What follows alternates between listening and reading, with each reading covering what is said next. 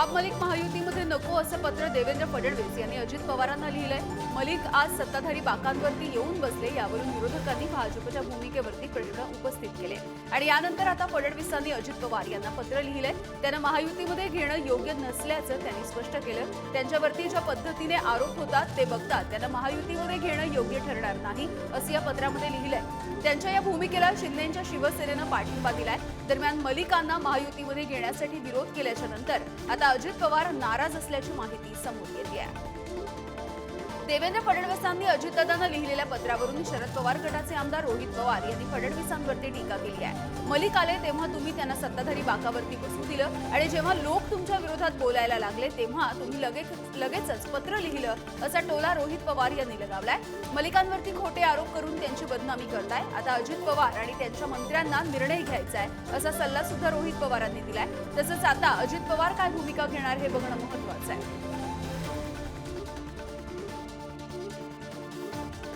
संजय राऊत आणि तानाजी सावंत यांच्यामध्ये सध्या युद्ध रंगलंय। आरोग्य खात्यामध्ये भ्रष्टाचार सुरू असल्याचा आरोप संजय राऊतांनी अधिवेशनाच्या पूर्वी लिहिलेल्या पत्रातून केला आणि याला आरोग्य मंत्री तानाजी सावंत यांनी प्रत्युत्तर दिलंय। भरती प्रक्रिया किंवा बदली प्रक्रिया पारदर्शकपणे सुरू असल्याचं तानाजी सावंत यांनी सांगितलं। राऊतांचे आरोप तानाजी सावंत यांनी खोडून काढले, तर राऊतांनी केलेले आरोप खोटे असून त्यांनी 2 दिवसांमध्ये माफी मागितली नाही तर त्यांच्यावरती अब्रू नुकसानीचा दावा करणार असल्याचंही सावंत यांनी सांगितलंय। काँग्रेसचे अध्यक्ष मल्लिकार्जुन खरगे यांचे पुत्र आणि कर्नाटकचे मंत्री प्रियांक खरगे यांनी स्वातंत्र्यवीर सावरकर यांच्या संदर्भामध्ये केलेल्या विधानामुळे आता पुन्हा एकदा भाजप आणि काँग्रेसमधला वाद उफाळून आलेला दिसतोय। सावरकरांचा फोटो विधानसभेमध्ये किंवा काउन्सिलमध्ये नसावा असं विधान प्रियांक खरगे यांनी केलंय। माझ्या हातामध्ये असतं तर मी बेळगावमधील सदनामधून सावरकरांचं तैलचित्र हटवलं असतं असंही प्रियांक खरगे म्हणाले आणि याला आता महाराष्ट्र भाजपनं उत्तर देऊन आज राज्यभर आंदोलन करण्याचा इशारा दिलाय। त्यामुळे आता सावरकरांवरून नवा वाद निर्माण होण्याची शक्यता आहे। केंद्रीय मंत्री नरेंद्रसिंह तोमर, प्रल्हादसिंह पटेल आणि रेणुकासिंह सरुता यांनी राजीनामे दिले आहेत। राष्ट्रपती द्रौपदी मुर्मू यांनी या तिघांचे सुद्धा राजीनामे स्वीकारले। मध्य प्रदेशच्या मुख्यमंत्री पदासाठी नरेंद्र तोमर आणि प्रल्हाद पटेल यांचं नाव चर्चेत आहे। तसंच छत्तीसगडच्या मुख्यमंत्री पदासाठी रेणुकासिंह सरुता यांचं नाव सध्या चर्चेत आहे आणि यामुळे या तिघांनी सुद्धा आपल्या केंद्रीय मंत्रिपदाचा राजीनामा दिलाय। त्यामुळे आता याच तिघांच्या नावावरती शिक्कामोर्तब होणार का हे बघणं सुद्धा महत्त्वाचं आहे।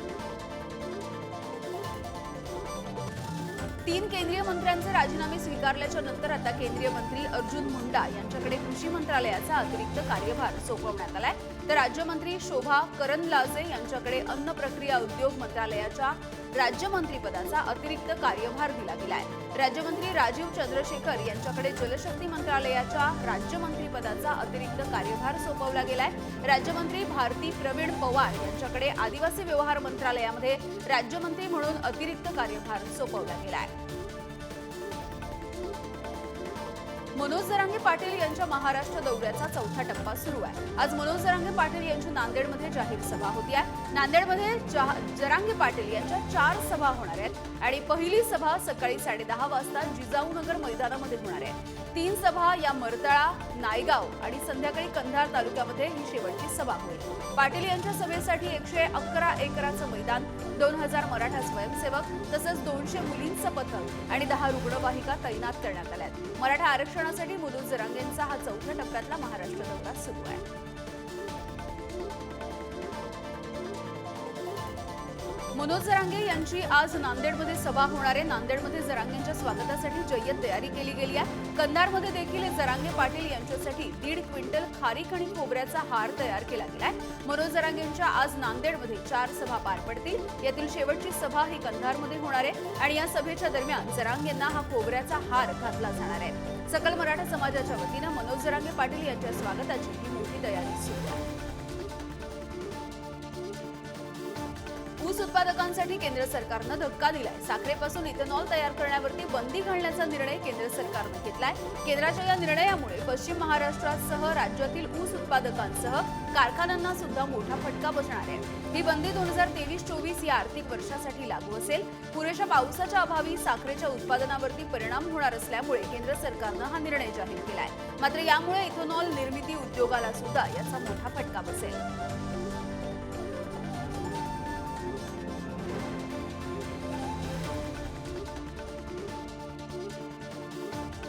केंद्र सरकारने इथेनॉलच्या उत्पादनावरती घातलेली बंदी म्हणजे तुघलकी निर्णय असून हे मान्य नसल्याचं वक्तव्य राजू शेट्टी यांनी केलंय।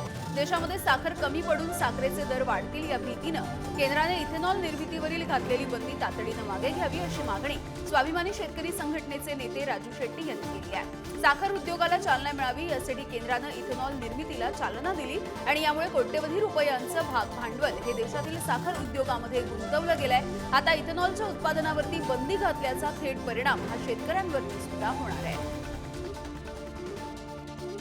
यंदाच्या गळीत हंगामामध्ये राज्यात तब्बल 14 लाख हेक्टर क्षेत्रावरती ऊस पीक असलं तरी दुष्काळी परिस्थितीमुळे उत्पादन कमालीचं घटलंय। त्यामुळे केवळ 900 लाख टन ऊस गाळपासाठी उपलब्ध होईल। त्यामुळे क्षमतेपेक्षा कमी गाळपामुळे शेतकरी आर्थिक अडचणीमध्ये येऊन साखर कारखान्यांचा हंगाम हा खडतर ठरणार आहे आणि सुरुवातीपासूनच ऊसाच्या पळवापळवीला आता वेग आलाय। महाराष्ट्रातील साखर उद्योग हा कापड उद्योगाच्या नंतर देशातील दुसऱ्या क्रमांकाचा मोठा उद्योग आहे। मात्र राज्यातील साखर उद्योग हा कायमच आर्थिकदृष्ट्या अस्थिर असलेला दिसून येतोय। नाशिक जिल्ह्यामध्ये 10 दिवसांपूर्वी झालेल्या अवकाळी पावसामुळे आणि गारपिटीमुळे 34,952 हेक्टरवरची पिकं ही मातीमोल झाली आहे। जिल्हा प्रशासनाच्या अंतिम अहवालानुसार 1,316 गावांमध्ये हे नुकसान झालं असून यामध्ये द्राक्ष बागा, कांदा, भात आणि ऊस याला सर्वाधिक फटका बसलाय।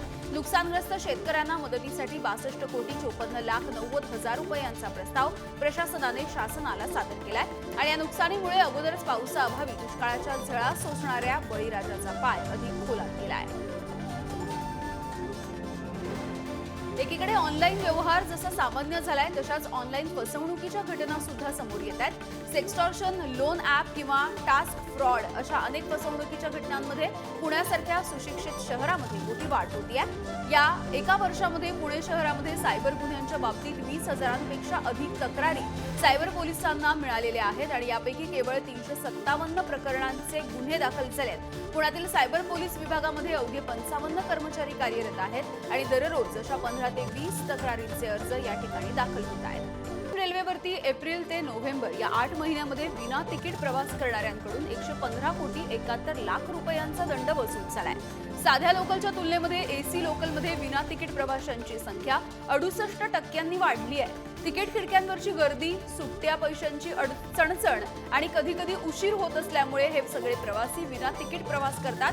अशा प्रवाशांवरती रेल्वेच्या टीसीच्या माध्यमातून कारवाई केली जाते आहे। उपनगरीय लोकलसह लांब पल्ल्याच्या मेल एक्सप्रेसमध्ये सुद्धा विना तिकीट प्रवासी करणाऱ्यांची संख्या वाढते आहे। यामध्ये 115 कोटी 71 लाख रुपयांचा दंड आणि 2,94,000 रुपयांच्या दंडाची वसुली होती आहे।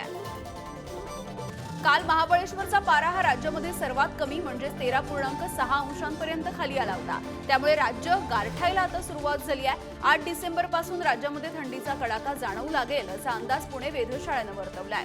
बंगालच्या उपसागरातील चक्रीवादळ कमी होताच राज्यातील किमान तापमानामध्ये 3 ते 4 अंशांनी घट झाली आहे। बहुतांश शहरांचं किमान तापमान 15 ते 16 अंशांपर्यंत खाली आलंय। मुंबईचं तापमान हे 23.5 तर अकोल्याचं 19.7 इतकं नोंदवलं गेलं।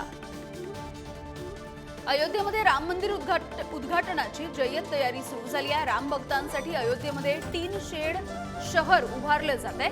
एकाच वेळी 10 ते 15 हजार राम भक्त या टीन शेड शहरामध्ये राहू शकतील। टेंट उभारून अयोध्येमध्ये राम भक्तांची राहण्याची सोय केली जाणार आहे। 22 जानेवारीला अयोध्येतील राम मंदिराचं उद्घाटन होणार आहे। रामलल्लाच्या प्रतिष्ठापनेच्या सोहळ्यासाठी देशभरातील 7,000 जणांना निमंत्रण देण्यात आलंय आणि यामध्ये अनेक व्हीव्हीआयपी तसंच कलाकार, संत महात्मे यांचा सुद्धा समावेश आहे। त्यामुळे या भव्य अशा सोहळ्याकडे सर्वांचं लक्ष आहे। सांगली जिल्ह्यातून जेजुरीच्या खंडोबा देवाच्या पगडीची यात्रा निघणार आहे। सांगली जिल्हा श्री मल्हारी मार्तंड रथयात्रा मंडळ यांच्या वतीनं महाराष्ट्रामध्ये पहिल्यांदाच श्री मल्हारी मार्तंड दर्शन रथ यात्रेचं आयोजन केलं गेलंय। या रथयात्रेमध्ये महाराष्ट्राचं कुलदैवत असणाऱ्या श्री खंडोबा देवाची पगडी दर्शनासाठी ठेवली जाणार आहे। ही मार्तंड देवस्थानच्या वतीनं खंडोबा मंदिरामध्ये देवाच्या पगडीची विधिवत पूजा करून ही पगडी सांगली जिल्ह्यामध्ये रथयात्रेमध्ये पाठवली जाणार आहे।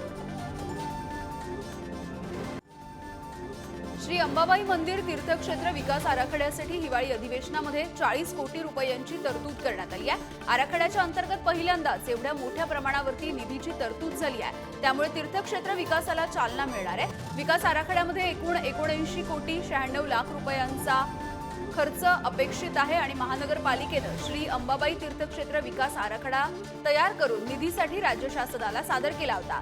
26 फेब्रुवारी 2019 रोजी राज्य शासनाने या आराखड्याला मंजुरी दिली आहे आणि त्यानंतर टप्प्याटप्प्याने या निधीचं वितरण होईल. राष्ट्रीय वारकरी परिषदेतर्फे उद्या आळंदीमध्ये 17व्या वारकरी अधिवेशनाचं आयोजन करण्यात आलंय. तीर्थक्षेत्रांचं पावित्र्य टिकवण्यासाठी परिसरामध्ये गोहत्या, मांस आणि मद्य यावरती बंदी घालावी. पंढरपूरमध्ये चंद्रभागा आणि आळंदीमध्ये इंद्रायणी नदीमध्ये सांडपाणी सोडण्यासाठी बंदी घालावी अशा अनेक मागण्या या परिषदेच्या माध्यमातून केल्या जातील. तसंच ज्ञानेश्वरी, रामायण, महाभारत यांचा शालेय अभ्यासक्रमामध्ये समावेश व्हावा अशीही यांची मागणी आहे. परिषदेसाठी अमृताश्रम स्वामी महाराज, विश्व हिंदू परिषदेचे मठाधिपती उपस्थित राहणार आहेत. जगप्रसिद्ध अशा ताडोबा अंधारी व्याघ्र प्रकल्पामध्ये मोठ्या प्रमाणावरती पर्यटक व्याघ्र दर्शनासाठी हजेरी लावत असतात आणि अशाच एका पर्यटकाने ताडोबातील वाघाच्या झुंजीचा एक व्हिडिओ आपल्या कॅमेऱ्यामध्ये कैद केलाय आणि हा व्हिडिओ सध्या सोशल मीडियावरती व्हायरल होताना बघायला मिळतोय. यामध्ये 2 वाघांची समोरासमोर झुंज बघायला मिळते आणि या अचानक झालेल्या वाघाच्या झुंजीमुळे पर्यटक हे घाबरल्याचं सुद्धा दिसून येत आहे.